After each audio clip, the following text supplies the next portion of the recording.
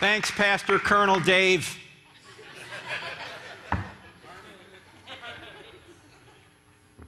Yeah, we're never in the battle in the Navy. We just keep winning Army-Navy football games. That's all we can do.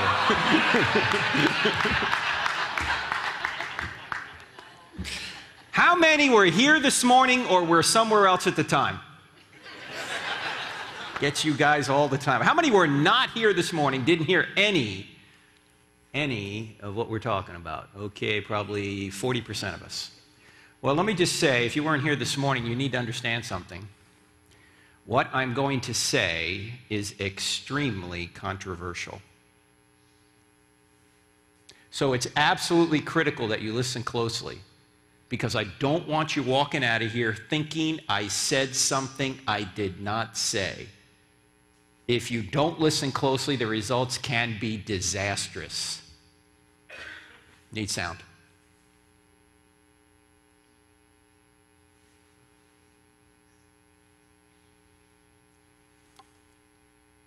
It's much better with sound. Stand by. Stand by. Must be an army operation here or something. I don't know. I got the microphone now. Are we ready? Here we go. Das hier ist mein Sektor. Das hier ist das wichtigste Gerät des Küstenwächters. Das Gerät und das Gerät. Überlebensradar.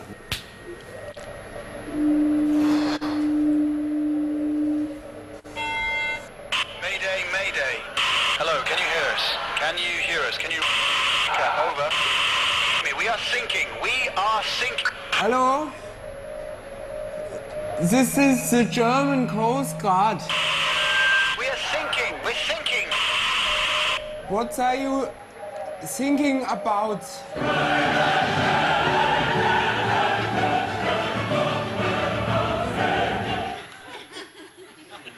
Are you guys ready to listen closely? All right, the first question I always ask everybody is, why are you here? I don't mean why are you here tonight. I mean, why are you here on earth? What is the purpose of your life? This is the interactive portion of the program.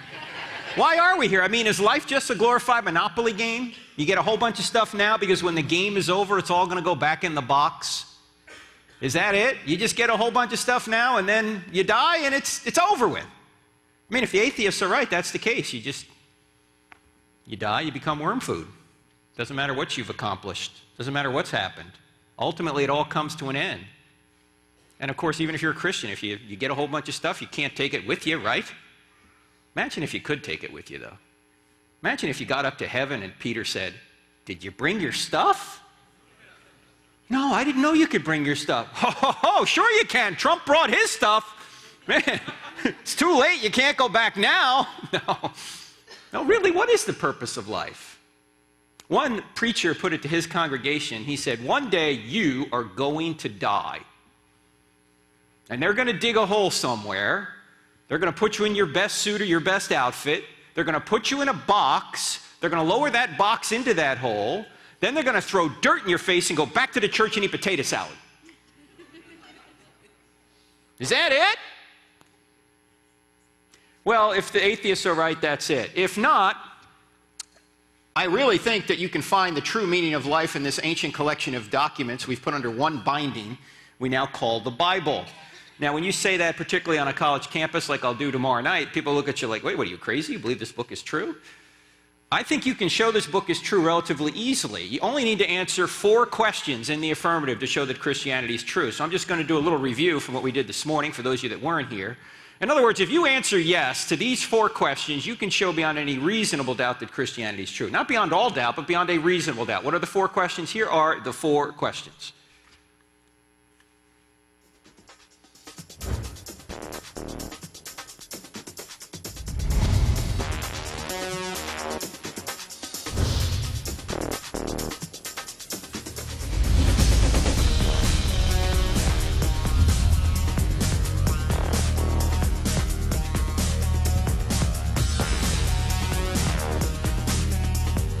Now, that totally groovin' music is from our TV program, which is on channel 378 on DirecTV. And if you don't have DirecTV, you can go to this website right here at those times, Wednesday nights at 9 and 1 a.m. if you're an insomniac, and Saturday at 10 p.m.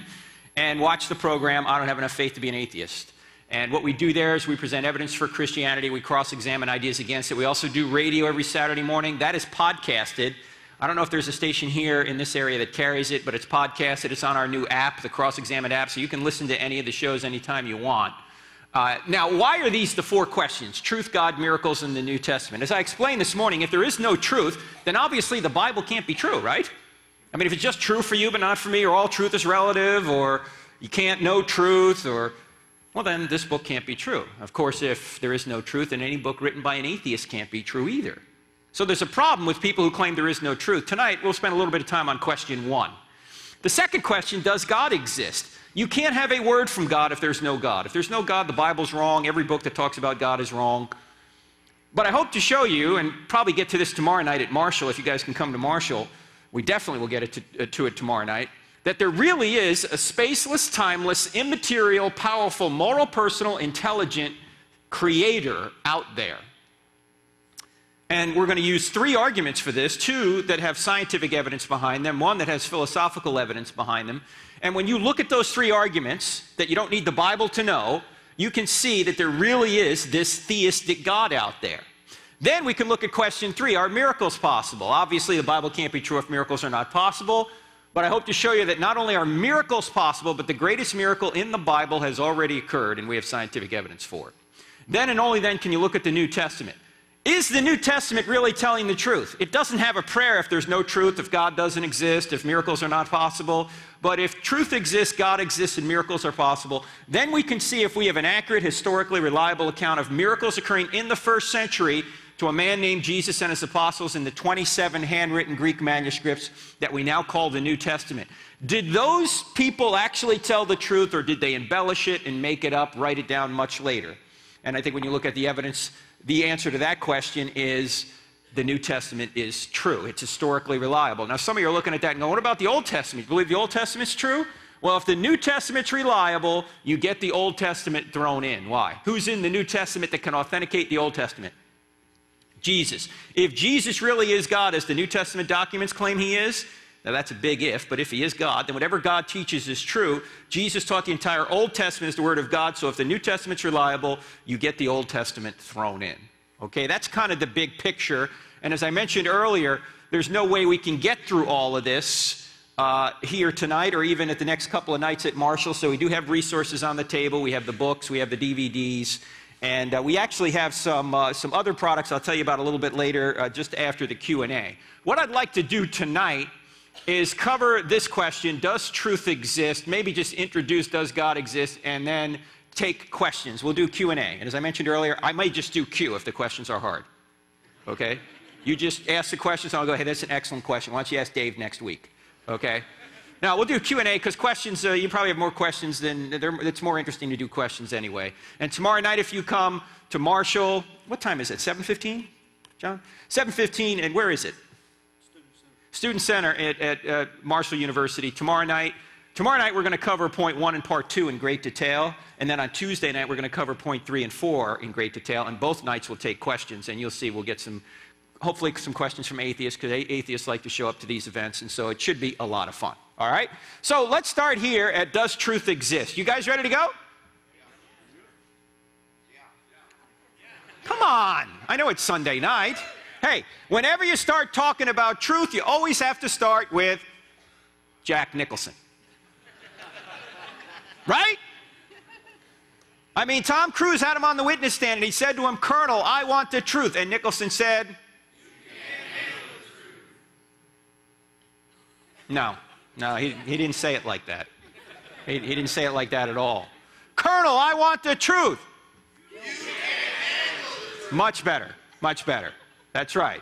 Well, there's a lot of people that can't handle the truth. They're saying, you got your truth, I got my truth, there is no truth, all truth is relative, you ought not judge, all these things. Obviously, if we can't answer those claims, we can't say this book is true. Well, I'm here to say that all truth is objective truth. All truth is absolute. Something that is true for all persons at all times in all places. There are no relative truths. You say, I can think of a relative truth. Like what? Well, It's relatively warm today. I felt pretty warm, but I'm sure the people in Alaska, they felt cold. That's relative. No, it's not relative at all. It's absolutely true for all people at all times in all places. That when we're referring to you today, you felt warm, if in fact you really did. And it's absolutely true for all people at all times in all places. And we're referring to people in Alaska today, they felt cold, if they really did. It's just true. Now, when you say that all truth is absolute, people are going to come back at you with some objections. For example, they're going to say things like, there is no truth. Now, if there's one thing that I think is the most valuable thing to know in discovering truth, it's this. What I'm about to tell you, I did not know until I was 33 years old in seminary. I mean, I knew it, but I didn't know I knew it. And you already know it. Some of you already know you know it. And you're wondering, what is he talking about? But we're about to use something called the law of non-contradiction. The law of non-contradiction is a fundamental law of logic, and it says that opposite ideas cannot both be true at the same time and in the same sense, right? For example, the earth can't be both round and not round at the same time and in the same sense, right? It's either round or it's not round. You can either be pregnant or not pregnant, but you're not both, right? Either God exists or he doesn't exist, but not both. You with me on this? This is just the law of non-contradiction. Now, when you learn how to apply the law of non-contradiction, it is going to save you so much time and so much heartache. Because most of what is said against the Christian faith, maybe not most, but a good majority of what is said against the Christian faith is ultimately what we call logically self-defeating. It can't be true. What's a self-defeating statement? If I were to stand up here and say I can't speak a word in English, what would you say? Didn't you just say that in English? Can you see that's a self-defeating statement? It defeats itself. Or if I say there are no sentences in the English language longer than 3 words, you're going to say, that sentence is longer than 3 words. Or if I say, my parents had no kids that lived. Or, my brother is an only child. Or, everything I say is a lie. Some of you will get that tomorrow. Or, all generalizations are false. Some of you will never get that one, all right? These are self-defeating statements. Now, when you look at this statement right here, can you see that this is a self-defeating statement? Why is it a self-defeating statement? What would you say to somebody who says there is no truth? You only need to ask them one question. What would the question be? Yeah, simply say, hey, is that true? Is it true that there is no truth? Because if it's true that there is no truth, the claim there is no truth can't be true, but it claims to be true. Can you see that that's self-defeating? Now, we call this process in the book, and you can get the book to see why we call it this. We call it the Roadrunner tactic. And all you're doing here is you are turning the claim on itself. You're just seeing if the statement meets its own standard. And I submit to you that many of the false philosophies out there are false because the people who make them exempt themselves from their own philosophy or their own theory. People who say there is no truth are making a truth claim. Now, with this one little tactic, by the way, you look like a super genius. You notice that? How about this? You're going to hear this sometimes. There's no such thing as absolute truth. Now, all you want to do here is apply the claim to itself. So to do that, what question would you ask somebody who said this? Yeah, is that absolutely true? Or if you want to have some fun, you can say, hey, are you absolutely sure? Because that is an absolute truth claim. Once again, you look like a super genius. How about this? You hear this. This is a big one in our culture today. It's true for you, but not for me. If somebody says it's true for you, but not for me, what question should you ask them? This is also self-defeating. It's just a little bit more subtle. Apply the claim to itself. If somebody says it's true for you, but not for me, say, hey, is that true for everybody? Is true for you, but not for me, true for everybody? Because if true for you, but not for me, is true for everybody, then true for you, but not for me can't be true because it's true for everybody. Did I say that right? I know this can give you intellectual constipation if you think about it long enough. But that's because it's self-defeating. It's like saying I can't speak a word in English. It's like saying my parents had no kids that lived. It defeats itself. Actually, there's a more fun way of dealing with this. If somebody says it's true for you, but not for me, say, sure, go try that with your bank teller. Yeah, go to your bank teller one day and say, look, you know, I'd like $100,000 out of my account. My economy's down, I need some extra money. Bank teller looks at your account and says, I'm sorry, you only have $47.12 in your account. Very easy to get the money. You simply say, that's true for you, but not for me. Give me the 100 grand. Are you going to get the money? No, if it's true, there's only $47.12 in your account. That's true for all people at all times in all places when referring to your account at that time. It's just true. Or let's say you're going a little fast down Highway 64 out here. So let's say you're going 90 in a 70. No one's ever done that, right? West Virginia State Patrolman sees you, pulls you over, walks up to your car, knocks on the glass, you put the window down. He goes, you were going 90 in a 70. Very easy to get out of the ticket. You simply look back up at him and you go, huh, that's true for you, but not for me. And you speed away. He can't give you a ticket if it's not true for you. Look, if it's true you were going 90, that's true for all people at all times in all places when referring to you at that time. It's just true. You know, I go to a lot of churches and I'll ask people, hey, do you believe this book is true? And most of them will say, well, of course. And you know, when I ask them, why do you believe it's true? You know what answer I get more than any other, unfortunately? Because I have faith. Is that a good answer? Does your faith change whether or not this book is true? Does your faith change whether or not God exists or Jesus rose from the dead? No, your faith doesn't change a thing about those things. I mean, do you have to believe something to make it true? Do you have to believe in gravity to stay on the ground? The people who don't believe in gravity float away. Hey, look, there's another one. Hey, if you believe, you'll come back. No, that's not the way it works. You say, well, why is the Bible always talking about faith then? Because there's two kinds of faith. There's belief that, and then there's belief in. Belief that is getting evidence that God exists, that Jesus rose from the dead, that the Bible is true. That's what we call apologetics. That's getting evidence. But all the belief that in the world won't get you saved according to Christian theology. In fact, James, the half-brother of Jesus, who wrote that little book called James, says, even the demons believe that God exists, but they tremble. See, the demons know intellectually better than we do that God exists, but they don't put their trust in him. See, in order to go from just belief that to belief in, it's not just intellectual, it's intellectual and volitional. In other words, the first, belief that, is the head. Belief in is the head and the heart.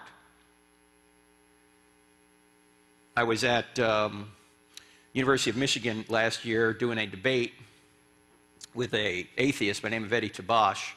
He's a Beverly Hills attorney, and we got to question one another during the Q&A, and he asked me this question. He said, my mother was a survivor of the Holocaust. She lived a terrible life. She got out of the concentration camp, but she suffered most of her life, and at some point during her life, somebody offered her the gospel, and she rejected it. Is she in hell right now? And so I said, well, Eddie, I don't know where your mother is. I don't know if she had a deathbed conversion or not. But if she didn't accept Christ, God will not force her into heaven against her will. If she didn't want Christ when she was here, she's not going to want him in eternity. You see, the presumption is that everybody wants to go to heaven. No, they don't. Because that's where Jesus is. And some people don't want Jesus. And so I said to him, I said, what God does is he gives you up to your own desires. If you don't want him, he won't force himself on you. And then I asked the audience that night, in fact, I'll ask you guys the same question. I said, ladies, have you ever had a man, young man, older man, whatever, during your courting years, pursue you whom you did not want to date? Of course, every woman in here has had that. Most of us have anyway.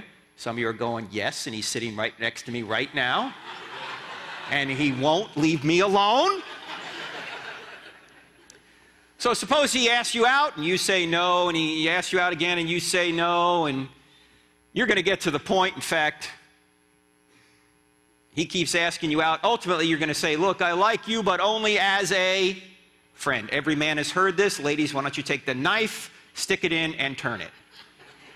Right? I like you only as a friend. Well, suppose he continues to pursue, he continues to pursue, he continues to pursue, and he gets to the point where he says, look, I love you so much, I'm going to force you to love me. Can he do that? No, love by definition must be freely given. He can't force you to love him. That would be a contradiction. Love by definition must be freely given. Now, if he truly did love you, what would he do? What would he do, ladies? He would go away. He'd leave you alone. Well, that's exactly what God does ultimately. He sends you cards, letters, and flowers, and if you keep pushing him away, you keep suppressing the truth about him, you keep trying to go your own way, God gives you up to your own desires. And ultimately, if God exists, and of course I think he does, and if there's an afterlife, there's only two possibilities. Either you're with him in the afterlife or you're not. And if you don't want him now, you're not going to want him in eternity. So you might believe that God exists, but if you don't trust in him, he's not going to force you into his presence. Now, the better word in today's culture, instead of faith, should be the word trust, because faith has this connotation that you believe something although you have no evidence for. That's not the kind of faith the Bible's talking about. When the Bible's talking about faith, it's talking about trust. In fact, in the Greek, that's exactly what the word means, trust. After you know that it's true, trust in it. When I first met my wife about 28 years ago, I got evidence that she would be a good wife. But all the evidence in the world didn't make her my wife. I had to take a step of trust in her to ask her to be my wife. And in a momentary lapse of judgment, she said yes. See, that's the difference between belief that and belief in. So never say that you think it's true because you have faith. Give evidence that it's true, and since you know it's true, then you put your trust in Christ. And this, by the way, solves the age-old problem between faith and reason. We use reason, and after we have good evidence that it's true, then we trust in it because we know it's true. And by the way, everybody does that, no matter what you believe. How about this? You'll hear this quite a bit. There's no truth in anything but science. Can anybody see the problem with this statement? Richard Dawkins, the great atheist, gets close to saying this. Apply the claim to itself. Always ask the question, is this statement meeting its own standard? What would you say to somebody who says, there's no truth in anything but science? You only have to ask one question. What should the question be? Yes, is that a scientific truth? Can you go in the laboratory and prove that? No, that's a philosophical claim. And what's so often forgotten is you can't do science without philosophy. All science is built on philosophy. And the problem is, quite frequently, scientists, as Einstein himself said, are very poor philosophers. In fact, there's an article on our website. You can get it. It's called Science Doesn't Say Anything, Scientists Do. Why do I say that? That science doesn't say anything, scientists do. All data needs to be interpreted. When you look at a biological entity, it doesn't say made by God on it. Neither does it say evolved from the first one-celled creature without intelligent intervention. An interpretation needs to be made. Science doesn't do that. Scientists do that. And so don't be afraid of science, because science points right back to a creator and designer. In fact, that's what we get into in the book quite a bit. How about this? This is kind of the big one. You ought not judge. Have you heard this? Of course you have. You ignorant, arrogant Christian. Stop judging. Jesus said don't judge. First of all, before we get into what Jesus said, what's the problem with the claim, you ought not judge? Can anyone see the problem with it? Yeah, that's a judgment. So the next time somebody says you ought not judge, put your hands on your hips and say, then why are you judging me for judging? I mean, think about it. Now, what did Jesus say about judging? Did Jesus say don't judge? Just stop right there? No, of course not. If you look at the passage, which happens to be in Matthew chapter 7, the Sermon on the Mount, Matthew chapter 7, verse 1 and following, he says this, judge not, lest you be judged. By the same standard you judge others, you'll be judged by that standard. So before you try and take the speck out of your brother's eye, take the log out of your own eye first, then you'll be better able to help your brother. Is Jesus telling us not to judge here? No, he's telling us to take the speck out of our brother's eye. That involves making a judgment. He's simply saying, get the problem out of your life first so you can better help your brother. So this is not a command not to judge. It is a command on how to judge. In other words, if you've got that problem in your life, get it out of your life first so you can better help your neighbor. It would be complete suicide to say, don't make judgments. Everybody makes judgments, by the way. Atheists make judgments. They make judgments. There is no God. There is no objective morality, whatever. Agnostics make judgments. I don't have enough evidence. I don't know. That's a judgment. Christians make judgments. Muslims make judgments. Buddhists make everybody makes judgments. The only question is, are your judgments true? In fact, in John 7:24, Jesus says, stop judging by mere appearances and make a right judgment. You have to make a judgment to believe anything, whether you're going to be a Christian, an atheist, or anybody else. You have to make a judgment. Now, I will say this about Jesus. Jesus did save a very stern rebuke for people who were judgmental. And who were the judgmental ones in his day? Who were they? Pharisees. And who were the Pharisees? What did they do? They were the religious and political leaders of Israel. They were members of the Sanhedrin along with the Sadducees. And Jesus went after them. And sometimes he wasn't so nice doing it. Jesus went after the political and religious leaders of Israel? Yes. Are you telling me Jesus got involved in politics? Yes. He excoriated the Pharisees. In fact, have you ever heard this? Oh, that person over there, he's such a saint. He's never said a bad word about anyone. Have you heard that?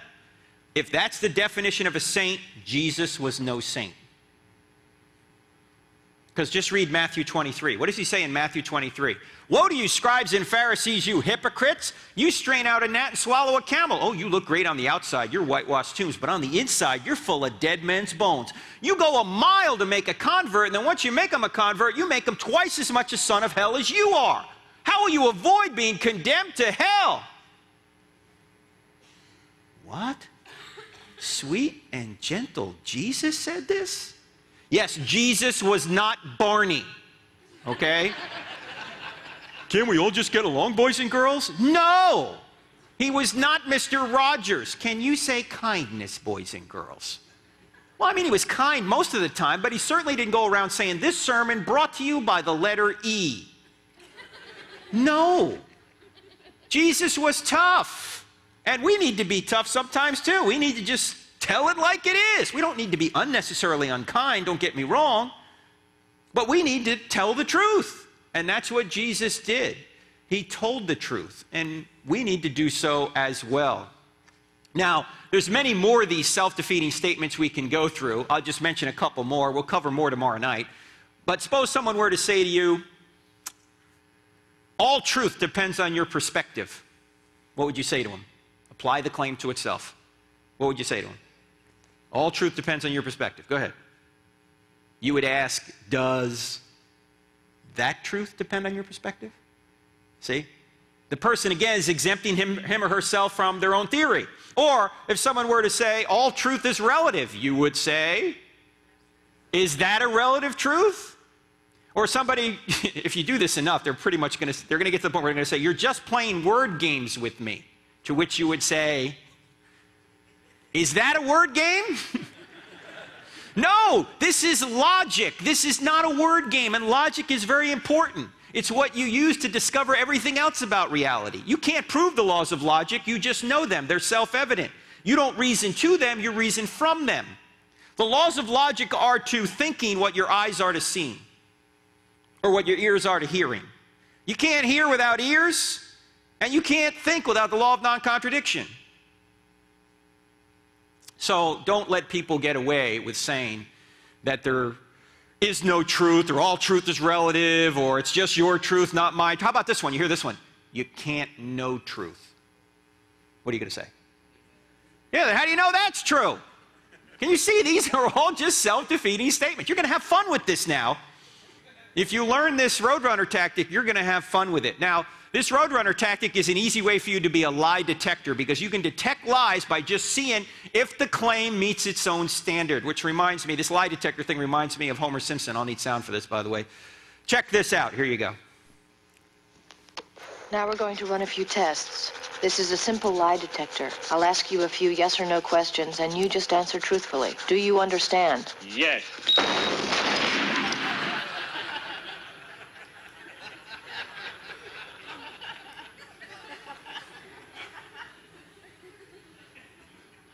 Can everybody see that's a self-defeating statement? All right, very good, very good. So there is truth. You can know it. There's just one problem with truth. Well, it's actually not a problem with truth. It's a problem with us. Pascal said it very well. He said, people almost invariably arrive at their beliefs not on the basis of proof, but on the basis of what they find attractive. Most people are not on a truth quest. Most people are on a happiness quest. What they're trying to do is find out what's going to make them happy, and they'll believe that. The ironic thing, or the tragic thing, is the only way to get ultimate happiness is to go right through truth. Paul, of course, put it in Romans chapter 1 that we suppress the truth in unrighteousness because we want to go our own way. I mentioned this morning there's a question I ask people who are not believers. And typically on a college campus, I'll have some atheists come and we have a good interaction, but sometimes there can be a little hostility. In fact, I'll have an atheist get a little bit ornery and I'll say, hey, before we go on, can I just ask you a question? Yeah, sure, go ahead. If Christianity were true, would you become a Christian? On 3 occasions in the past couple of years, I've had atheists yell back at me, no! No. No, wait. You claim to be an atheist, a beacon of reason. Never mind if atheism's true, reason doesn't exist. Why? Because if we're just molecules in motion, if there is no immaterial reality, then we're not really reasoning anyway, we're just reacting, but let's leave that aside. You claim to be an atheist, a beacon of reason, and I ask you if something were true, would you believe it? And you say no? How's that reasonable? It's not. What's the problem? The problem isn't here, the problem is here. They don't want it to be true. I was out in California this past August, and we had a session at right near a college campus, and after the session was over, I talked about this a little bit. There were a couple of guys who were kind of campus evangelists, and they were talking to some people afterwards out in the parking lot who happened to be atheists from the college campus. And they asked the question, if Christianity were true, would you become a Christian? And one of them said, no.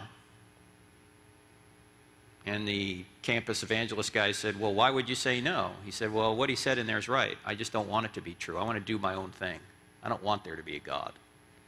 And many prominent atheists have admitted this. Thomas Nagel at NYU, New York University, said, it's not just that I don't believe in God. He goes, I don't want there to be a God. I don't want the world to be this way. He said, and one of the most disturbing things to me is some of the most intelligent people I know are religious believers. Christopher Hitchens, whom I've had the opportunity to debate a couple of times. You can see both of our debates for free on our website, crossexamine.org. Hitchens was a brilliant guy who was very witty, charming, funny. But tragically, he basically drank himself to death. He died a couple of years ago at the age of 62. He got esophageal cancer. Anyway, if you read his book, God is Not Great, How Religion Poisons Everything, you get the sense he's really angry. In fact, he doesn't call himself an atheist, or he didn't call himself an atheist. He called himself an anti-theist. What does that mean? It's not just that he doesn't believe in God, it's that he doesn't want there to be a God. He's against God. And so at the end of both of our debates, I said, you can sum up Christopher Hitchens' book in one sentence. Here it is. There is no God, and I hate him. He doesn't want there to be a God. Now, to be fair, this sword cuts both ways. Why does it cut both ways? Because there's a lot of Christians who are believing Christianity just because they find it attractive. But if you were to ask them, well, why do you think it's true? They couldn't give you any more of an answer than because Jesus lives in my heart. Well, that may be true that Jesus lives in your heart, but you can't share that with me. That's not objective evidence I can evaluate. Thankfully, even though many don't know why Christianity is true, I think there's good evidence that it is. So we need to be aware that this problem affects us as well. So it is true that truth exists. It's self-defeating to say it doesn't. Now, what does this show right here? It shows that relativism and postmodernism is false because it's self-defeating. There is truth. The question is, what is true? Is it true that God exists? And let me just introduce this session, and then we'll get into your questions. When we talk about God here, we're talking about a theistic God. What's a theistic God? A theistic God is a God who's beyond the world, who created the world and sustains the world, but is not the world. A theistic God, some might say, is like a painter is to a painting. Michelangelo paints the painting, his attributes are expressed in the painting, but Michelangelo is not the painting. God creates the universe and he creates you. His attributes are expressed in the universe and expressed in you, but he's not the universe and he's not you. I think a better analogy to a theistic God is God is to the universe what a symphony is to music. Why? Because God just isn't a creator cause like Michelangelo is the creator of the ceiling of the Sistine Chapel and then he's dead. The Sistine Chapel goes on. God is a sustaining cause. So he creates the universe and he sustains it right now. Like a symphony creates music and sustains it. If the symphony stops playing, the music's over. If God were to stop holding the universe together, the universe would be over. Now, what is some of the evidence we have for this kind of being? 3 arguments that we talk about on the college campus, we'll talk about tomorrow night. First is known as the cosmological argument. That comes from the Greek word cosmos, which means world or universe. It says if the universe had a beginning, it must have had a beginner. The second argument is the argument from design, known as the teleological argument. It says if there's design in the universe and design in you, there must be a designer. Now, these 2 arguments have scientific evidence behind them. You can get evidence for this by looking through a telescope or looking into a microscope, which we'll do tomorrow night. The third argument, however, is not scientific at all. It's more philosophical in nature. Yet it's the argument we've all known since we were very small children. It's the argument from morality known as the moral argument. And it says that if there's one thing morally wrong out there, just one, like it's wrong to torture babies for fun, or it's wrong to kill 6 million Jews in a Holocaust, then there has to be a God. Why? Because if there is no God, then that's just your opinion against, say, Hitler's opinion. If there's no standard beyond humanity, an unchangeable, authoritative, moral standard beyond humanity, everything's up for grabs. Everything's a matter of opinion. Murdering Jews is no different than loving Jews. Torturing babies for fun is no different than loving babies. There's no moral difference if there is no God. So these are the 3 arguments we're going to delve into tomorrow night. And when we go through these 3 arguments, we're going to see that this spaceless, timeless, immaterial, powerful, moral, personal, intelligent creator actually exists. So if you can come back tomorrow night, great. But what I'd like to do now is go to questions. And since no one likes to ask the first question, let's move right on to the second question. Second question, Pastor Dave, Colonel Dave. Do you have the microphone so everyone can hear? He does. Take charge, carry out the plan of the day. Can I just take it to someone and then they have to ask a question? You can just walk up to anybody and say, what's your question? Like Larry King or something, you know. Anyone have a question? Where? Right in the middle, just to make it easy for you. Yeah.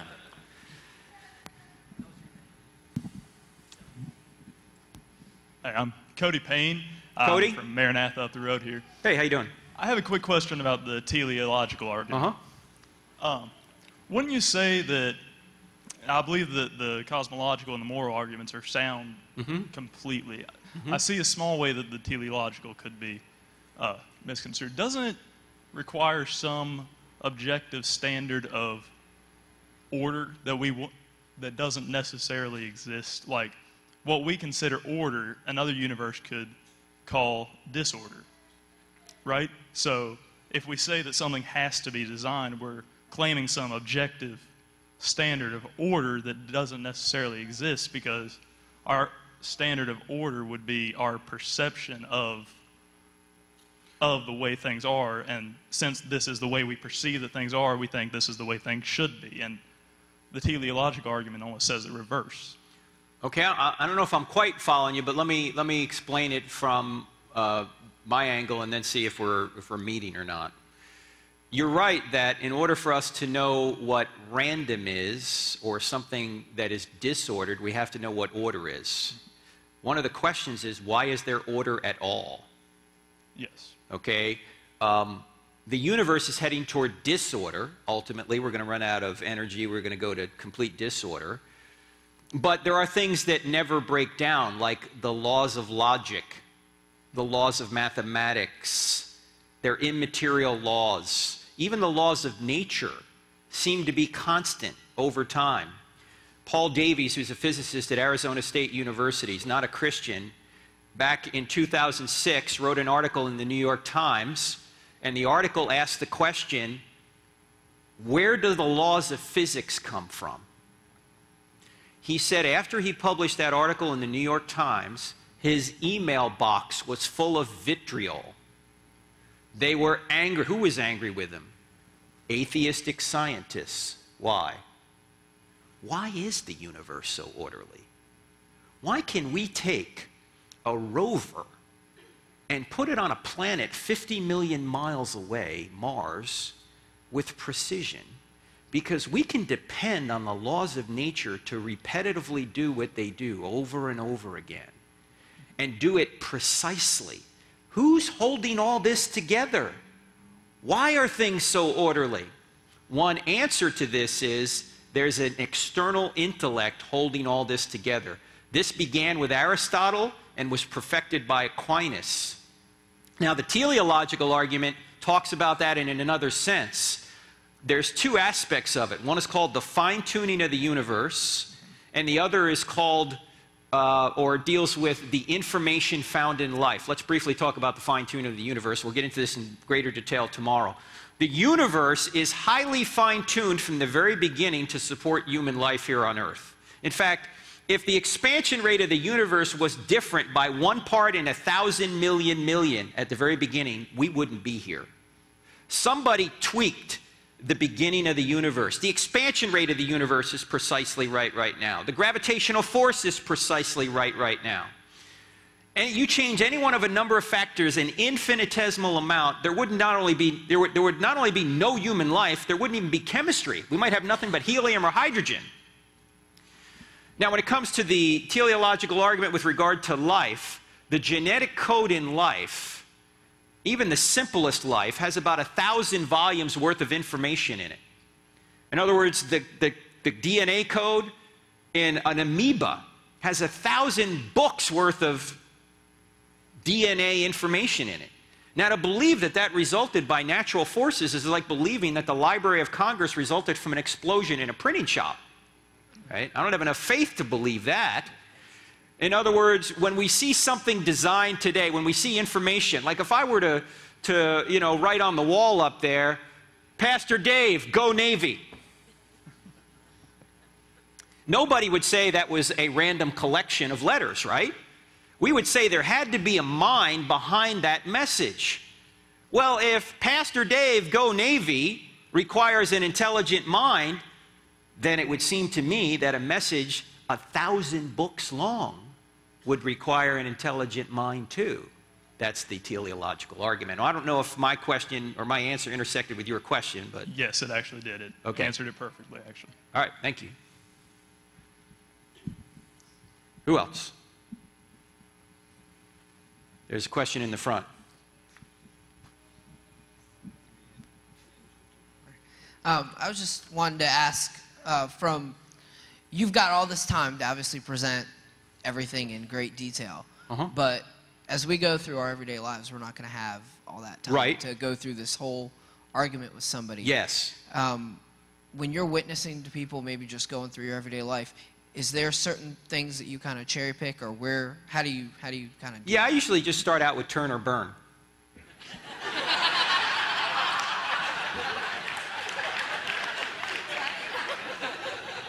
You don't think that's effective? Actually, yes. What I do is ask questions. And the way you can ask the right questions, just like Jesus did, is you get the cross-examined app. It's free. Go to you can download it right now. How many presenters have said, get your iPhone out now, or get your iPad out, or your Droid device? Go download it, because in there's a quick answer section. And you will notice in the quick answer section that there are 4 questions. The 4 questions we've mentioned: truth, God, miracles, and the New Testament. If you can talk about those 4 questions, then you can show that Christianity is true. Now, what objections are you going to get to those 4 questions, or the conclusion that Christianity is true? You're going to get objections in 4 basic areas, and they're all in the app. I call them the 4 E's. 95% of the questions you're going to get fall into one of these 4 categories. Evil. If God, why is there evil? Evolution. What about evolution? How does that pertain to Christianity? Ethics. Why did God kill the Canaanites in the Old Testament? Why is God against premarital sex or homosexuality or whatever it is, right? And eternity. Is God going to send me to hell just because I don't believe in Jesus? What about those that have never heard? These are all the questions you're going to get, okay? So if you can categorize those questions in your mind, they're all categorized on your app, then you can speak intelligently about any of these issues. Now, most of the time, if you're going to have a conversation with somebody, it's not going to be a tidy conversation where, you're going to walk through all these points and they're going to go, Eureka! But what you're going to do, and this is in the app as well, if you go to the truth section of the quick answers button, you'll see start here. There are 3 questions you ought to ask anybody when they make a statement. If somebody makes a statement that you think is wrong, or you may even think it's right, you want to ask 3 questions, but particularly if you think it's wrong. The first question you want to ask, well, like for example, suppose somebody says, I can't believe the Bible, it's been changed throughout the centuries. What should your first question be? It shouldn't be, let me show you why it's not been changed throughout the centuries. What should your question be? First question, what do you mean by that? What do you mean it's been changed throughout the centuries? You see, when somebody says something, it is not your job to refute what they say. It is their job to support what they say. So you ask, what do you mean by that? Now, as soon as you ask that question, unless this person is very learned, they're going to be in trouble. Because they're going to have to describe what they mean by that statement. If they start talking about, well, if I tell her a message and then she tells him and then he tells him and then he tells her and then she tells her and then by the time it gets to the end over here, it's nothing like how it started. The telephone game, you remember playing that game when you were a kid? You tell some kid in the front of the line something, by the time it gets out over here, it's nothing like how it started. Well, what do they think? They think that's how the Bible was transmitted. They think that it goes like the telephone game. That's not at all how the Bible got to us. In fact, many people think that the Bible, in order to get to English, had to go through all these different languages to go from Greek to English. No, we take the manuscript evidence we have, which is almost 6,000 manuscripts now, handwritten Greek manuscripts, and we translate right into English. So your first question is, what do you mean by that? Your second question, doesn't matter what the topic is, it's the same question. How did you come to that conclusion? Or what evidence do you have for that? Because I can guarantee you this, most people haven't studied to figure out what their worldview is. What they've heard is a slogan that they like, and they've adopted the slogan. And then they heard another slogan over here that they like, and they've adopted the slogan. Never realizing these 2 slogans aren't even true, and if they were, they'd be mutually contradictory. So when you ask, how did you come to that conclusion, or what evidence do you have for that, then they're going to have to come forth with some evidence. I mean, if somebody says, the Bible's been changed throughout the centuries, and you ask the question, well, how did you come to that conclusion? And if you want to make it specific to the topic, you might say, how did you come to that conclusion? Have you studied the manuscript evidence for yourself? How many people are going to go, just last night I was taking a look at the Byzantine line of manuscripts? Right? Nobody. Because most people out there are not scholars in this regard, but they've adopted this slogan. And as soon as you ask them for justification for the slogan, they're going to be out of intellectual justification for their position. So it's easy to ask questions, it's hard to answer them. So just keep asking questions. The third question, by the way, in that series after what do you mean by that and how did you come to that conclusion is have you ever considered, and fill in the blank, have you ever considered that the Bible really wasn't transmitted like the telephone game? That a bunch of eyewitnesses wrote down what they saw, and then we took their manuscripts, they were copied, and we can compare all these copies and figure out what the original said, and we can do it to 99.5% accuracy. Or you might say, have you ever considered a book like I Don't Have Enough Faith to Be an Atheist? Or Reasonable Faith, or Case for Christ, or whatever book you want to recommend. So it's a nice way of you providing evidence back. By the way, parents, you can use these questions with your kids. Like, say you got a teenager out one night, and they call you and they say, Dad, I'm not going to make it by 11. Your first question is, what do you mean by that? Right? Then, how did you come to that conclusion? And then, have you ever considered that if you don't make it home by 11, you're going to be grounded for 2 weeks? I'll be there, Dad. You can use this stuff with it. Now, husbands, I do need to warn you, do not attempt this with your wife. Okay, if she calls you an idiot, don't say, what do you mean by that? Or don't say, how did you come to that conclusion? Because she will have proof that will go back to when you first met. So don't try it with the wives. Gentlemen, don't try it, okay? All right, who else? All the way in the back over on this, or is someone here? And then we'll go back over here. Yes, ma'am. I don't think it's on. It's on. Oh. About a person going to college. Yes. And their professor says, well, we don't even know who wrote the Old Testament. Yes. We can't be sure of the Old Testament writers. Or the Gospels, actually, yeah. I have a daughter in college right now, a senior. It hasn't shaken her faith, but she has a teacher in a class right now that's saying that. Okay. What would you say? Well, to the teacher, or what would I say to answer the question? To answer the question. Okay, to answer the question, who wrote the Gospels? The evidence that we have for who wrote the Gospels is Matthew, Mark, Luke, and John are the only people that have ever been attributed in ancient history to have written those books. And we have a chain of early church people who attribute those books to those individuals. And no one has ever attributed those books to any other individuals. So the best evidence is that those books were written by Matthew, Mark, Luke, and John.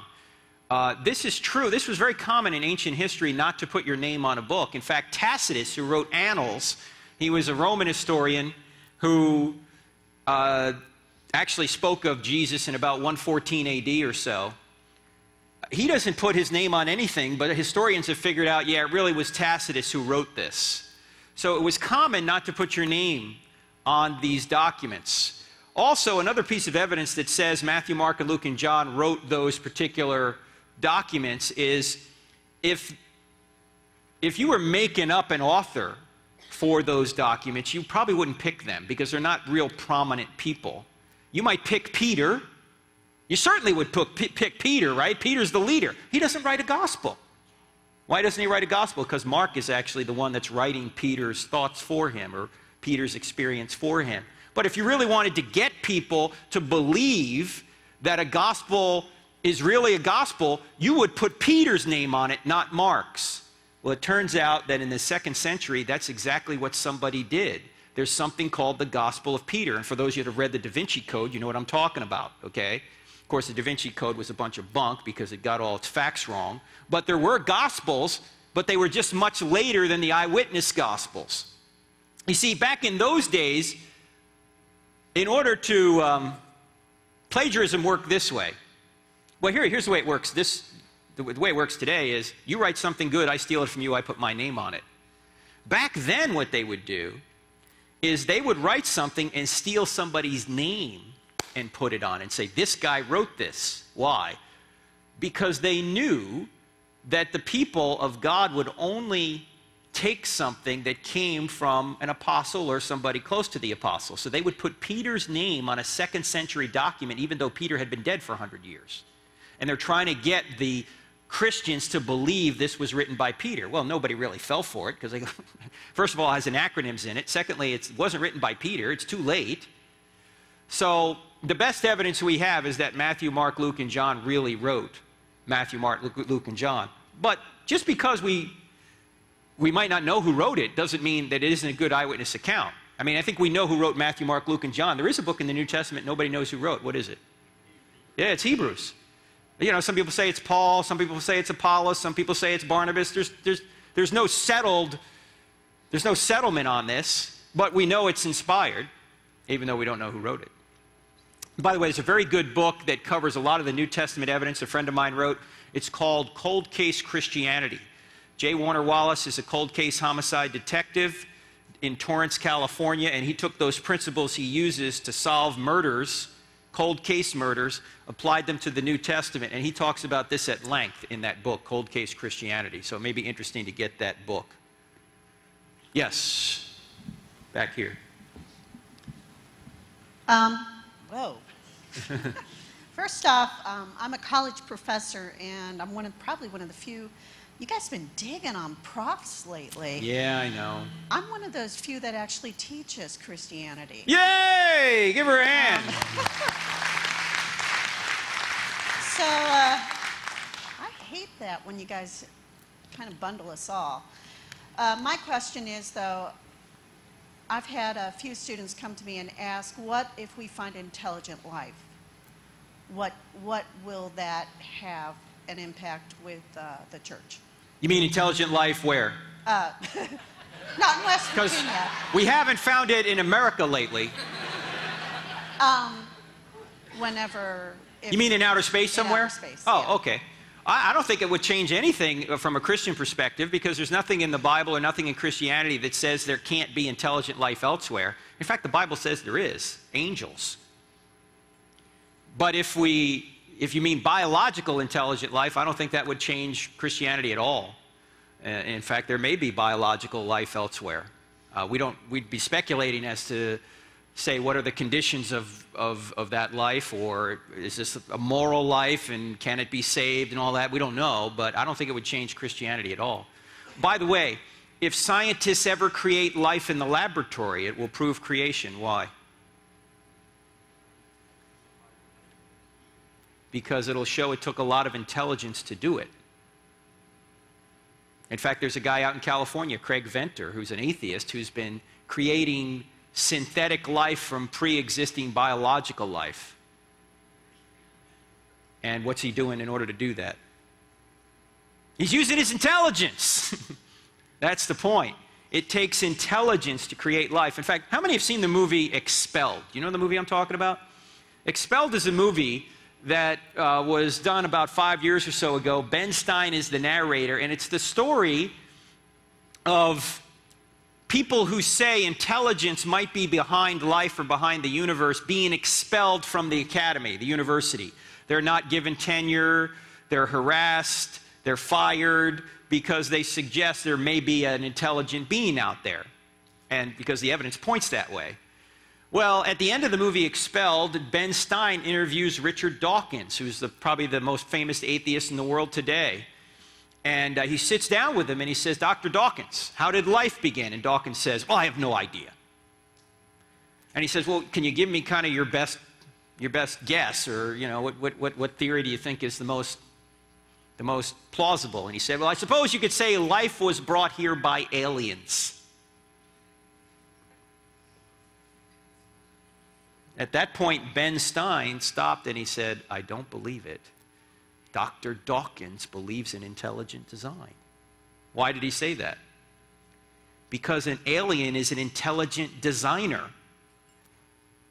Why do you think he said aliens? Because he knows natural forces aren't going to create a biologically complex genetic code and all the machinery that goes into life. He knows natural forces can't do that, so he says an alien brought it here. What question are we left trying to answer then? Who created the alien? Now, why is this not who made God? Because an alien's inside the universe. It needs to be created. But God is outside the universe. He's timeless, as we'll see tomorrow night. If you're timeless, do you have a beginning? No, if you don't have a beginning, you don't need a cause. You see, God is the uncaused first cause, but an alien inside the universe is created and caused. So we still have to ask Dawkins, well, who created the alien that brought life here? You're ultimately going to get back to an uncaused first cause that Aristotle would call the unmoved mover. Anybody else? There's a couple over here, and this gentleman right here. Do you have anything that, a book or anything that, or is that covered by your, I don't have enough faith to be an atheist, the uncaused, you know, of God? Yes, we talk about the who made God question in the book, the uncaused first cause. If you want a book that deals with, say, the idea that God is a sustaining cause, there's a book written by Ed Feser, F-E-S-E-R, called The Last Superstition. And the last superstition, according to Feser, is atheism. Why is it a superstition? Because all these immaterial realities are out there, and atheists just ignore them all. And he traces how Aristotle first realized that things have a direction to them, and Aquinas, the great a theologian in the 1200s AD, further developed this idea. And when you flesh out all those ideas, you don't just get a creator cause, you get a sustaining cause. In fact, I'll give you a quick example of this. Why does an acorn always become an oak tree? Why does a puppy embryo always become a dog? Why does a human embryo always become a human being? Why did the planets circle the sun? None of those things are conscious, yet they are directed toward an end. Aristotle's point, Aquinas' point, is there must be an external intellect directing them. Aquinas put it this way: as an archer directs an arrow, there must be an intellect directing all these unconscious forces. In fact, you know, biologists sometimes try and manipulate embryos to try and see what will happen to them. What do embryos always do when you try and interfere with their direction? They make heroic efforts to get back on track and become what they're meant to become. In fact, the experiments that they've done on fruit flies, the evolutionists have done all these experiments on fruit flies, experiments to try and figure out what, you know, what kind of elasticity is in their genome, how far can they go. You know what they get after they manipulate these fruit flies? They either get a dead fruit fly, a mutant fruit fly, or a normal fruit fly. They don't even get a horse fly, much less a horse, because things are directed toward an end. So the creator, in fact, Aquinas and Aristotle, they didn't, well, Aristotle in particular, he thought the universe was eternal. He didn't even care whether it had a beginning or not, but he said there has to be a sustaining cause. And Aquinas believed that, of course, there was a beginning based on the Bible, but he said there also must be a sustaining cause. It's not just a creator and then he leaves it like a deistic God. It's a creator and a sustaining cause, like a symphony is to music. Yes, sir.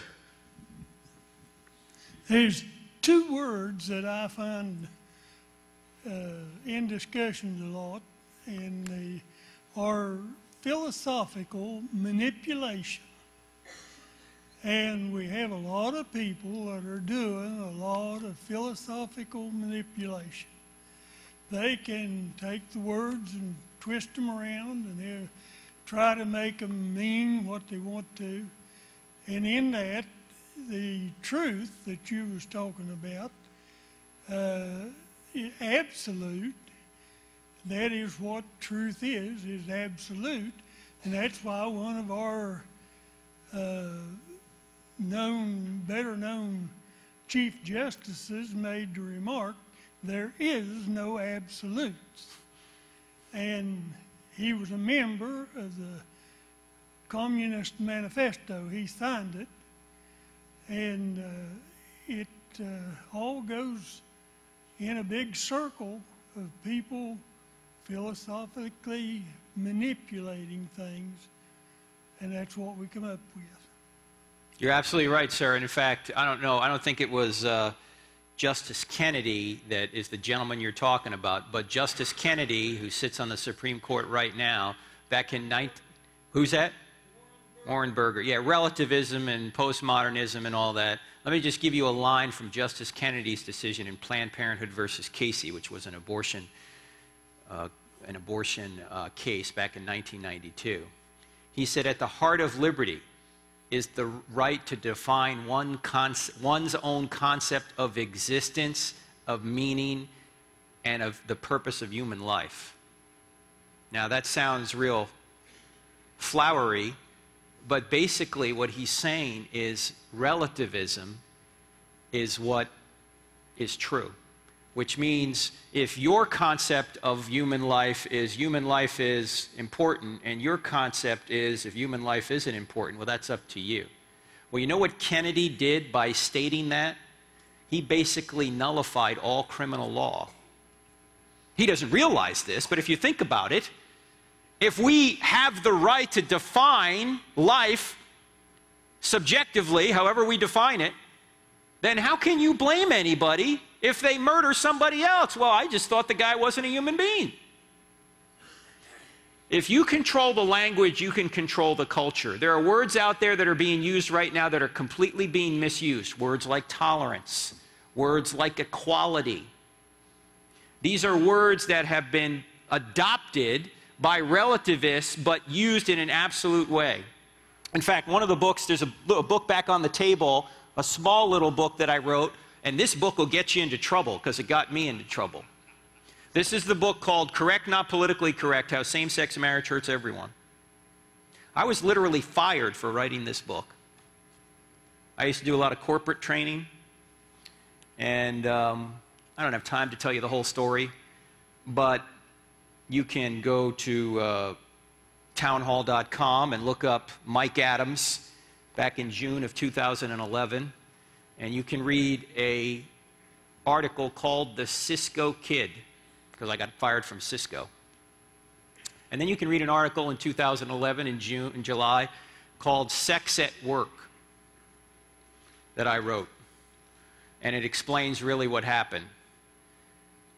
The people out there who say they're fighting for tolerance are often the most intolerant people out there.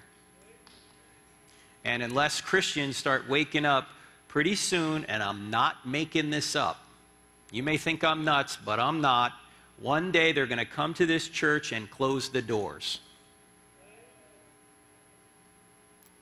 Because the people on the other side are not for freedom, they're not for tolerance, therefore see it my way or we will hurt you. I'm telling you. We see this in other countries happening already, and we're seeing it in this country right now. We're seeing people who are florists and bakers and photographers being sued because they say, look, I'm a Christian. I'm sorry, I can't support this same-sex ceremony. They're being sued, and they're paying fines because the other side is saying, no, you don't have the right not to celebrate what I do. And one day, religious freedom is going to go away in this country unless the people who care about it stand up for it. Because as someone like Ben Franklin, who's one of the founding fathers, said, freedom isn't free. Liberty needs to be defended. In fact, right after the Constitutional Convention, one person asked Ben Franklin, a woman asked, what kind of government have you given us, Mr. Franklin? And he said, a republic, if you can keep it. Why? Because you have to be diligent to keep freedom. And I know some people are saying, well, Frank, you seem to be going toward politics here. We can't get involved in politics. We just have to preach the gospel. I've got news for you. Pretty soon you won't be able to preach the gospel because politically they've ruled it out. If you don't think I'm telling the truth, try doing what we're doing in some of the countries I've been to. Saudi Arabia, China, Iran. I've been to all those countries. You can't do what we're doing in this room right now in those countries. Why not? Why not? Because politically they've ruled it out. And it's coming in this country unless the church wakes up. You wondering why the country's in such bad shape? It's not the liberals' fault. It's not the Republicans' fault. It's not the Democrats' fault. It's the church's fault. Because the church hasn't been the church for the past 100 years. The church is just all concerned about, I don't know what the church is concerned about, but it's not concerned about the right things. All concerned about being comfortable, I guess. I don't know. Singing the right songs. Yeah, I don't know. Pastor Dave, am I totally over the line? Are you going to get fired now? Will you get fired or will I? I don't know. I got a question. Maybe we'll both get fired. Yes, I got sir. a tough question for you. Yeah. And because these have been easy questions for you. This is tough because half or three-fourths of the people in here are going to disagree with you at the get-go. It seems like the assault on our children, especially when they go to university, is on the age of the universe.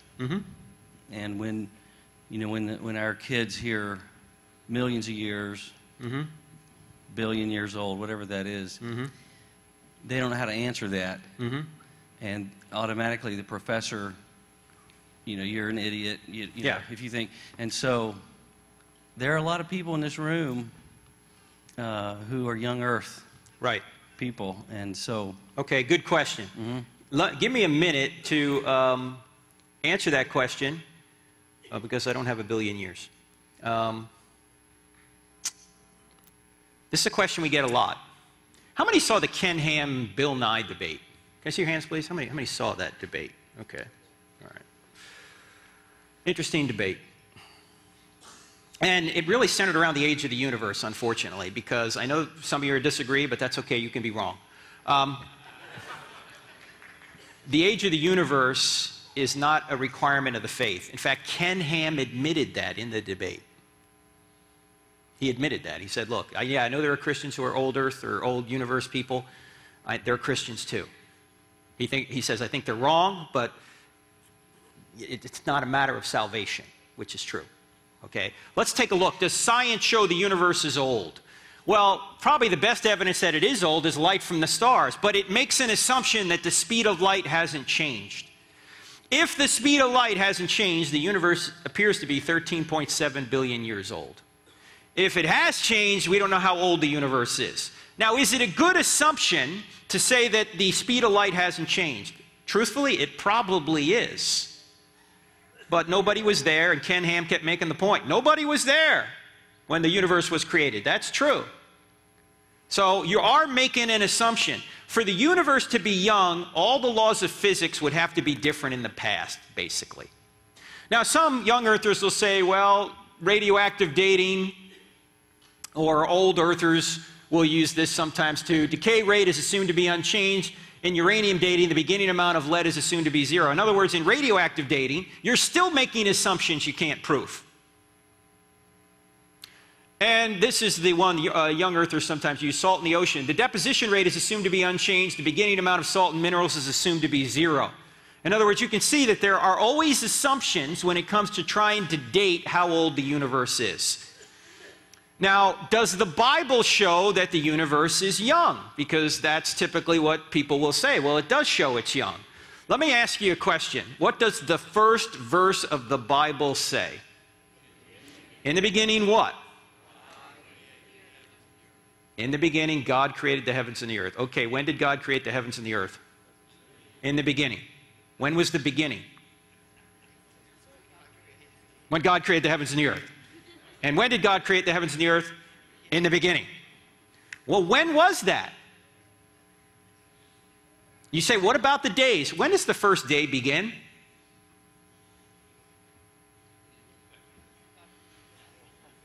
Verse 3, and God said. If you notice, every day begins with the phrase, and God said, which should tip you off to what? This is a historical account using a poetic form. The first 3 days are God creates. The next 3 days are God fills.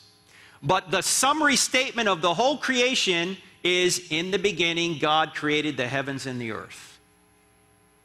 My point is, and it's not just me who makes this point, since the initial creation happened before day one, the Bible doesn't say how old the universe is. It may be old, it may be young. I don't think you can be definitive either way. You say, well, no, the days do have something to do with it. Okay, let's say the days do. The word for day in Genesis 1 could mean longer periods of time. In fact, in Genesis 2:4, it says, in the day the Lord created all these things. He's using the word day there to mean the whole creation period, all 6 days. There's only a few thousand words in Hebrew. They use the word day for a lot of different things. It could mean 24 hours, as it does, it appears in certain instances. It could also mean 12 hours. How do we know? Because in verse 5, he says, he called the light day and the darkness night. Well, that's 12 hours. In another sense, the day could be used. If I were to say to you that, Peyton Manning was a good quarterback in his day, you would say, hey, Peyton was good for 24 hours, right? No, you would know that I was talking about a period. Or Michael Jordan was a great player in his day. You would know exactly what I meant. So that's the third possible usage of the word day. One is 24, one is 12, the other is kind of an era, and the last usage I'll get to in a minute. The third day seems to require longer than 24 hours. Why? Because you have the growth of vegetation, including fruit-bearing plants. I don't know about you, but I put Miracle-Gro on stuff. It does not grow in 24 hours. You say, well, God could have sped it up. Now you're making an assumption that you can't prove. This is an assumption. God created Adam and Eve fully grown. Oh, sure, he did. Okay, so what?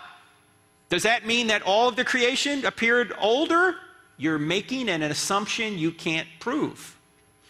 And then when you look at the sixth day, also seems to require longer than 24 hours, the naming of the animals. Adam begins to name the animals toward the end of the sixth day. Now, there's a lot of animals out there. He couldn't do it in 24 hours. In fact, Brad Stein has a bit on this where he's a Christian comedian and he goes, hey, in the beginning of the day, when Adam saw an animal came by, he was real creative. He'd see an animal come by and he'd go, hippopotamus! He'd see another come by, rhinoceros! By the end of the day, cow. Ox. You know, I mean, he's just run out of gas. And then the seventh day is longer because it hasn't ended yet. We are still at rest, according to Hebrews chapter 4. We are still in the seventh day. So there's the fourth usage of the word day. You've got 12 hours, or 24 hours, 12 hours, an era, and then an unending period of time, which is where we are right now. If the seventh day is longer, maybe the other days are longer. We simply don't know.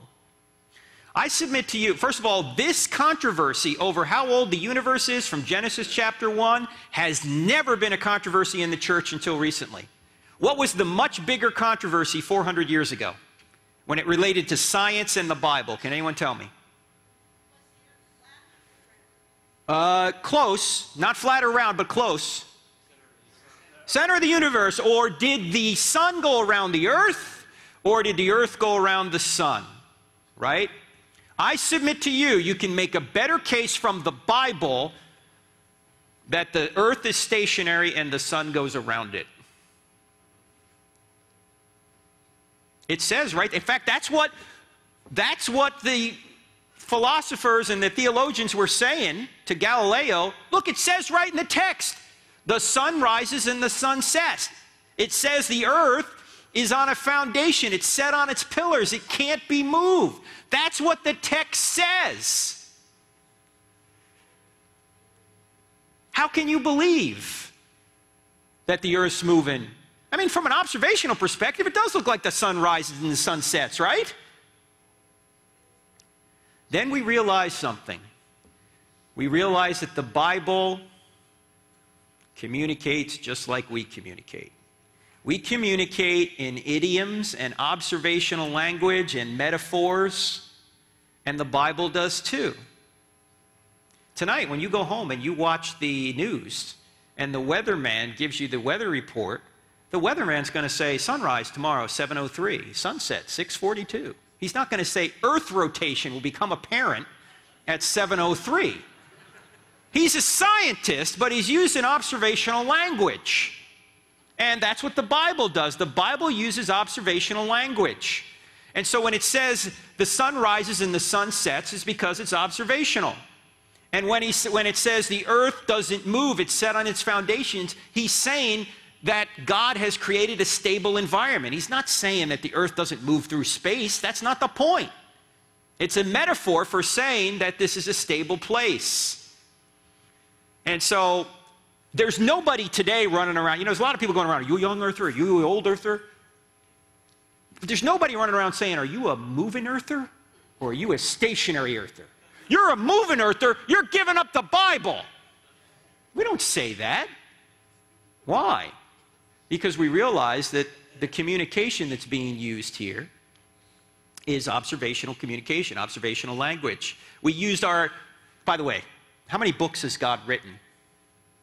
Be careful how you answer. The Bible's one. What's the other one? No, it's not the Quran. Okay? Who said that? Pastor, come on, I told you earlier. The book of nature. The book of nature. We don't get all our truth from the Bible. We get some of our truth from the Bible, but we get a lot of it from the book of nature. In fact, you couldn't understand the Bible without the book of nature, without logic, right? You couldn't understand anything.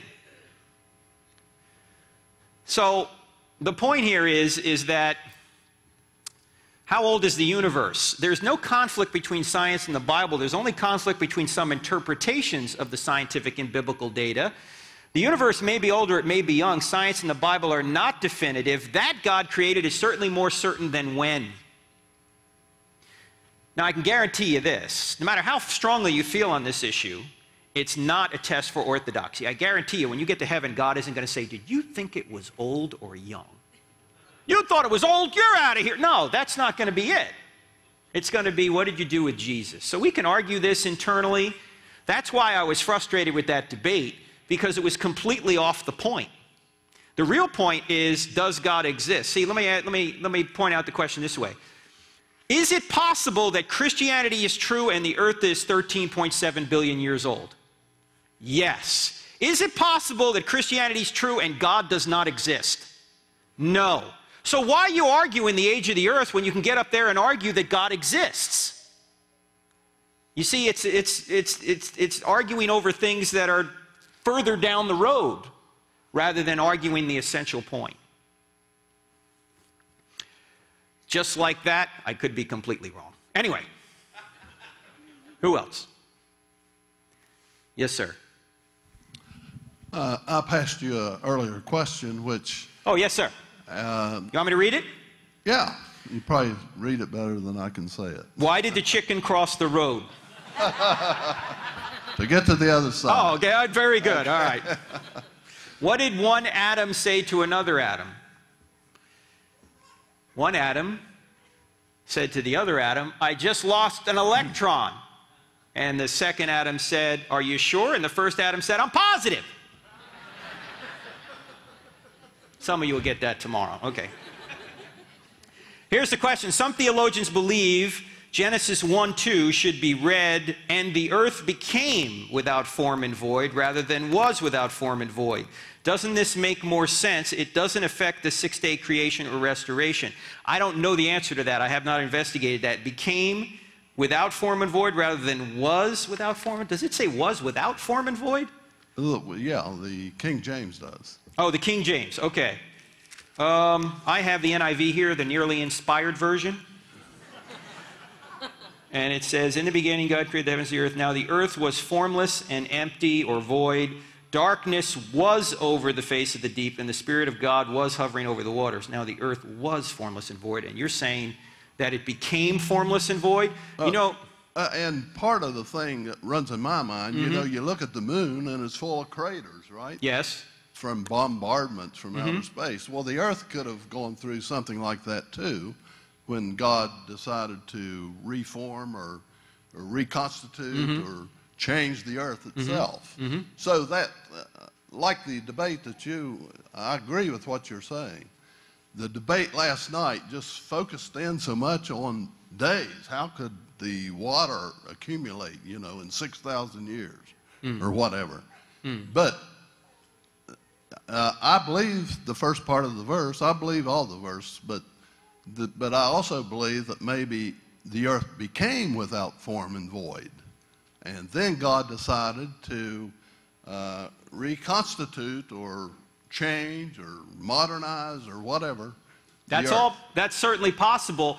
The best English translation for a word-for-word translation would be the New American Standard. Does anyone have the New American Standard here? The NASB? What does it say in the first verse? Does anyone have it? I have a copy at home, but I got one at home too. I just don't have it memorized. NASB. The earth was formless and void. I don't know if became is possible there because I'm not a Hebrew scholar. I think it takes the wind out of atheistic comments. Well, it might, but there's other arguments you can give that can take the wind out of atheistic comments, like there was a beginning. We know that. And so there must be a beginner. So it doesn't bother the original verse. God created the heavens and the earth.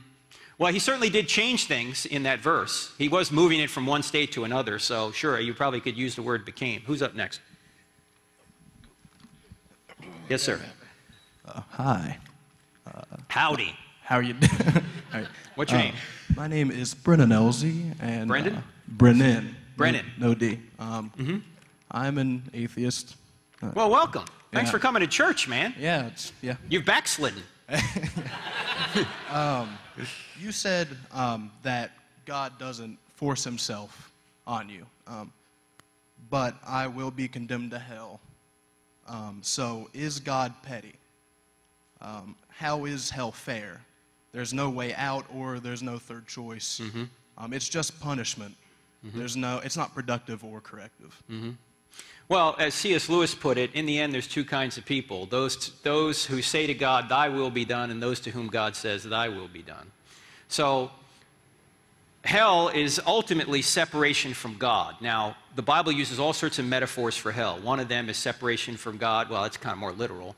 But then it uses like a burning dump. It uses fire, but then it uses outer darkness. And you go, well, how can you have fire and darkness together? Because it's communicating a literal truth, not necessarily in a literal way. Hell is like, it's been put this way, hell is like a junkyard where you see a car that's totaled. You knew it was a new car at one point, but now it's totaled. You can still see its structure, but it's no longer what it should be. The reason God doesn't annihilate people, and there are some Christians that believe God does annihilate people, meaning that if they don't trust in him, they just go out of existence. You and everybody else are made in his image. He's not going to destroy his image. He's going to allow you to be separated from him, if that's your desire to be separated from him, for all eternity.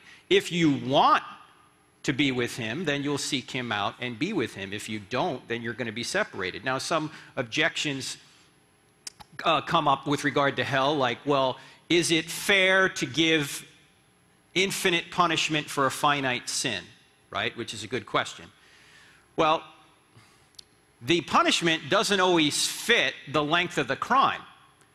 For example, if I steal from you $5 a week for a whole year, I'm going to have, what, $250 or so? And I've been doing it for a whole year, but I'm probably not going to pay a huge fine. But if I kill you in 5 seconds, is my punishment going to be for 5 seconds? No, it's going to be a lot longer than the crime. Secondly, some theologians say, and I think this is true, you don't stop resisting God in hell. You continue to sin in hell. So you have an infinite being who you're sinning against an infinite being, and you're continuing to sin against an infinite being. And so the punishment continues because you're continually in rebellion. Now, since God is just, nobody's going to go to heaven who should go to hell, and nobody should go to hell who should go to heaven. Only God knows when that point is. And for those people who are in hell, if they were given the opportunity to get out, they wouldn't. In fact, there's a scripture in this. It's Luke chapter 16, where it's talking about Lazarus and the rich man. The rich man's in hell, and he says to Lazarus, "Come and dip your finger in water and dip it on my tongue, because I am in agony in this fire." Notice that the rich man is not saying, "Get me out of here." Notice the rich man isn't saying, "I'm sorry." Notice the rich man is treating Lazarus like he's still his servant. His attitude hasn't changed at all. So theologians seem to look at that and say, well, that appears to be ultimately what hell is. C.S. Lewis, of course, has written on this quite extensively. The Great Divorce is a book you may want to look at and see what he says in there, because it's quite a good book. But at the end of the day, there has to be a final state at some point. The final state is either with God or without God. Do you mind if I ask you a question? Sure. If it were true, would you become a Christian? If Christianity were true? You're honest. You don't need to go any further. No. Okay. Why not? I don't agree with it. It might just be because of man, but because of how fallible we are, but I don't like the institution of... Hey, neither do I. The problem with the church is there's too many people there, right? If it wasn't for all the people, it'd be a great place. Right. We're the problem. That's why I told Hitchens in our second debate, I said, "Christopher, I'm a hypocrite, because I can't live up to this book. But of course, if I could, I wouldn't need a savior." Yeah, I'm the problem. When Paul says that God makes his appeal through us, and we're not very good at it, that's the problem. But I would say, instead of looking at fallible human beings as your standard, look to Jesus as your standard, and read the Gospel of John and pray that he would reveal himself to you. Fair enough? Fair enough. I thank you for coming, Brennan. Let me mention one other thing. Because I was at the University of Maryland a year and a half or so ago, and you seem very intelligent. You seem like somebody who's at least informed on these issues.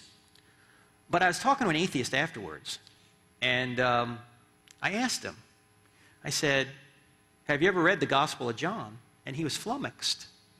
He had never even read it.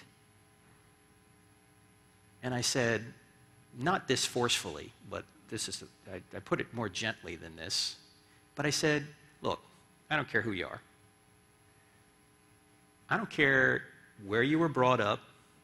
I don't care what background you've had. I don't care what religion you were brought up in or what you think now. It's not even disputable that the human being named Jesus of Nazareth, who, by the way, never traveled more than 200 miles from his home, never did anything that we would consider great by human standards. He never wrote a book. He never led an army. He never held political office. He died in an obscure part of the world, nailed to a tree. That human being is the most influential human being in history. If you consider yourself intellectually honest, somebody who is pursuing truth, you can't not read what he allegedly said. How can you not read what he allegedly said? You may not think that he said that. You may have problems with the documents, but at least you gotta read it, right? And evaluate it and see if it's true. Thank you. I have another question. Yeah, go ahead. Okay. You imply that there has to be an answer, the DNA and things like that. So why does there have to be an answer? We may be able to ask the question, but that doesn't imply that there is an answer. Oh, you're right. There may not be an answer that we know, right? And atheists rightfully sometimes point out that Christians are guilty of God of the gaps arguments, right? You can't figure out a natural cause, so here you're plugging God in. Soon we're going to find a natural cause. then you're going to look stupid for saying it was God. You know, we used to think, what, the gods were bowling when it was thunder and lightning. You know, something stupid like that, right? Now we go, no, it's natural forces that do this kind of thing, right? But in this situation, it's not a God of the gaps argument. Why? Because when we see Pastor Dave go Navy, it's not just that we lack a natural explanation for that message. It's that a message like that is positive, empirically verifiable evidence for an intelligent being. So we're not arguing from what we don't know, we're arguing from what we do know. And this in science is called the principle of uniformity. That when you see something in the present that requires intelligence, like say a sculpture, or say the Rosetta Stone, which has 3 languages on it, or let me back up. If in order for their language to be on a stone today, you'd have to inscribe it. So when we uncover the Rosetta Stone, we didn't know who did it, but we see these 3 languages on there, we go, because it requires intelligence today to do such a thing, when we try and figure out who did the Rosetta Stone, we're going to say it had to be intelligence. So it's a positive piece of evidence rather than a negative. Go ahead. I have another question about intelligent design. It's built for us, or we are built, but there are hurricanes, earthquakes, disease, drought, even choking to death. If I'm an intelligent designer, I will give you a separate hole for breathing and one for eating. I mean, that's a simple thing, but so how can there be... Okay, excellent question. Right. You can't judge the goodness or badness of a design unless you know the intention of the designer. For example, the car out here in the parking lot that John brought me in is great for taking about 4 people. But it's not very good to take this whole church on a tour. Now, can you fault that particular car for not being able to take a whole church worth of people? No, because it wasn't designed for that, right? And so we don't know what the intention of the designer is, so we can't say it was good or bad design. You know, there are features on my car that I think could be designed better because of my preference, but that doesn't mean nobody designed the car. And the Mercedes may be designed better from an engineering perspective than a Volvo or than a Volkswagen or a Hyundai or whatever, but that doesn't mean that the Volvo or the Hyundai or the Volkswagen weren't designed. So we don't know what the intention of the designer was. According to the Bible, we're not intended to live forever on this universe in this state. We live in a fallen world, so we do have hurricanes, we do have tornadoes, we do have these things that cause us to move from this life to the next life. But that's not an argument against the designer. That's more of a problem of evil question. Good question.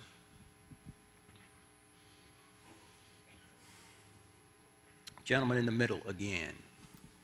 How much time we have? 9 minutes. Stand by, kids in the nursery. Are there kids in the nursery right now? Talk about evil, Brennan. There's evil going on in the nursery right now where they're going, what's going on in there? Yes, sir, go ahead. What's your name? My name's John. Hey, John. I'm not saying this is every atheist, but just some that I've come across personally. And it just seems to me, why do they get so frustrated or angry with something that they claim is not true? For if it is not true, why does it matter to them All right, well, to argue? Let me be fair and say that because sometimes, and atheists have admitted this, they're worried that you are going to impose your morality on them. It's more of a political thing than it is a true or false thing. And so if you look at Richard Dawkins, he's saying let's advance secularism, right? Because he doesn't want those religious fundamentalists to tell him what he can and can't do, all right? So it's not necessarily just because they think it's true or false, they don't want you imposing your morality on them. To which I would respond, look, this isn't my morality. I didn't make up the fact that murder's wrong, that abortion's wrong, that men were made for women and women were made for men and babies come from men and women. That's not my morality. I didn't make it up. It's the morality. I'm just saying recognize it.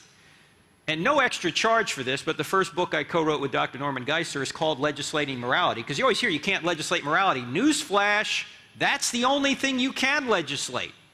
All laws declare one behavior right and the opposite behavior wrong. The only question is whose morality will we legislate? And I'm saying don't impose mine, don't impose yours, don't impose Brennan's, don't impose anyone's, impose the one that Thomas Jefferson said was self-evident. We hold these truths to be self-evident. They come from God, but you don't need to believe in God to know them. Thank you. All right. Where are we? Okay, let me give this other gentleman, because you already had a question. I know he wanted to ask one, so if you don't mind, or wherever it's going. And I can hang around for a little while later if you want. If you want to talk some more, that's fine. If evolution was proven correct, would you believe it? Yes, of course. Why not? And now, of course, the question for me would be back to you. What do you mean by evolution? Because I think evolution has been proven true on the micro level, because we can observe it. I would argue that there's no difference between micro and macro. Okay, how did you come to that conclusion? It's just a matter of time, because microorganisms are less complex, and they reproduce faster, so they change more rapidly. Right, but one of the problems is that we run into genetic limits to change. Even intelligent breeders can't, if they have a bunch of dogs, can't breed outside of the genus of dogs. Even working on fruit flies, we can't get outside the genus of fruit flies. Even Richard Lenski, who teaches at Michigan State, or maybe Penn State, I think it's Michigan State, he's been working on E. coli bacteria for the past 25 years. And since E. coli bacteria has a very short generational lifespan, the equivalent of working for 25 years on E. coli bacteria would be equivalent to working on 1,000,000 years of human evolution. What do you think he has after 25 years of working on E. coli bacteria? E. coli bacteria. Right. So there appears to be a genetic limit to change. You would have to add more genes, but yeah. And the question is, how do you add more genes? You've identified the problem. How do you get more information into the genome to create these body plan changes? And Stephen Meyer, who is a Cambridge PhD, just wrote a book on this called Darwin's Doubt. And I did a couple interviews with him on our radio program, so if you're interested in it, download the iPad or the iPhone app, Cross-Examined app, and look for Stephen Meyer. You can also get the book Darwin's Doubt, because that's what he identifies. He identifies there's no good way to get this new genetic information from a naturalistic perspective into the genome.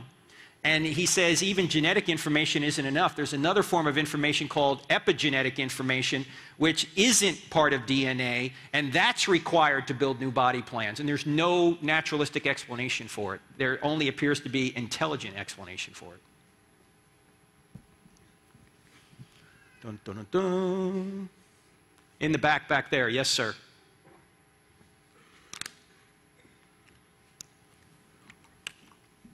Thanks. Wow. Hey, my name is Matthew Steinauer. How's it going? What's your name? Matthew. Hey, Matthew. This is going to sound, I don't mean it to sound bad, but it might sound bad. Is thinking through these processes, would you say that this is important to today's culture? Thinking? Unfortunately, it's not to today's culture. That's the problem. Sure, but yeah. I mean, these arguments, and I can get behind that. But is this something that our culture deems important to think through, or is it just not necessary? My standard's not the culture.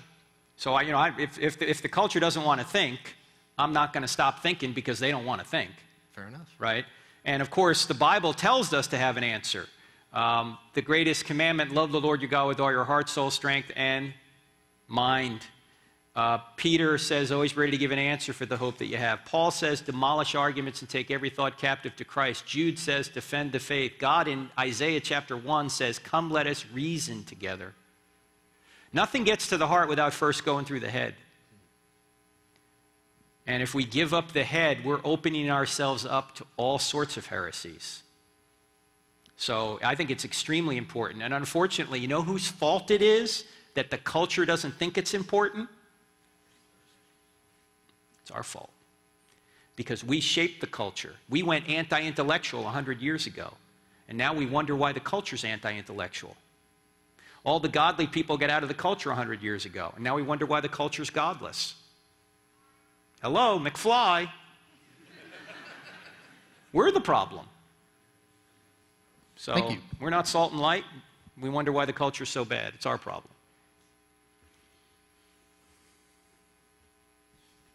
I don't have a question. I just like to say I'm also a professor at a major university. Yes! I teach ethics and diversity in healthcare, but I also teach my students that I'm a Christian. Outstanding. Thank you.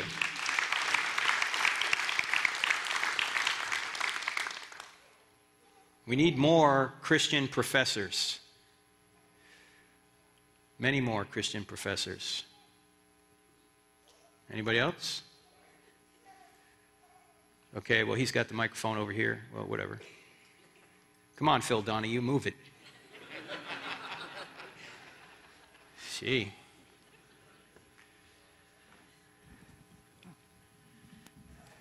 My name is Walker. I'm sorry, sir? My name is Walker. Walker? Yes, sir.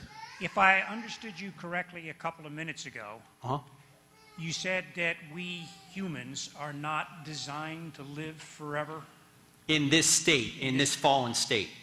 Okay, why then? Well, okay, in the fallen state. Yes. Because they're going to say, why then was there the tree of life in the Garden of Eden? Yes. If Adam wasn't supposed to eat of it and live forever.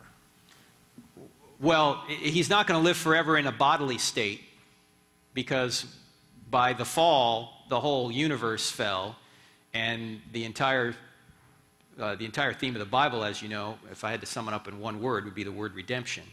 You have paradise lost in Genesis, paradise regained in Revelation. Everything else in between is the story of redemption, where God comes into the universe to actually save his creatures who have sinned against him. But that was after Adam fell.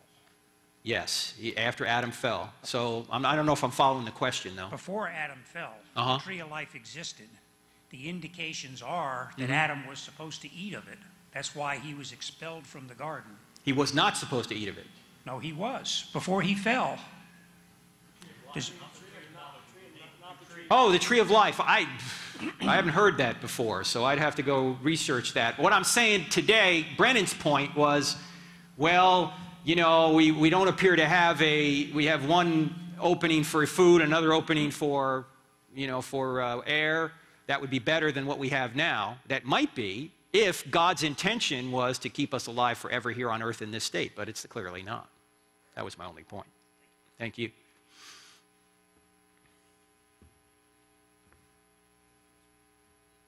Is there someone over here? Yes, sir. And then we'll get the kids out of the nursery. Actually, we'll rescue the nursery workers.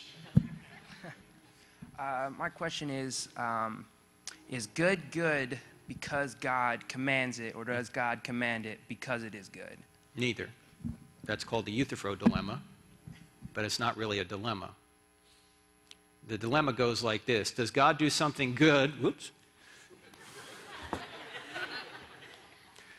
Does God do something good, or when God does something, it's getting late. You stated it right the first time. God doesn't invent things and say they're good, nor does God have to look up at a standard beyond him to say, I'm going to do this because it's good. God is the standard of good. There's not a standard beyond him that he has to look to. He doesn't invent right or wrong. He is the standard of righteousness. So the so-called Euthyphro dilemma that atheists always bring up is not really a dilemma. See, a true dilemma is A, non-A. Right? Like a dilemma would be either God exists or he doesn't exist. But this is not A or non-A. This is A or B.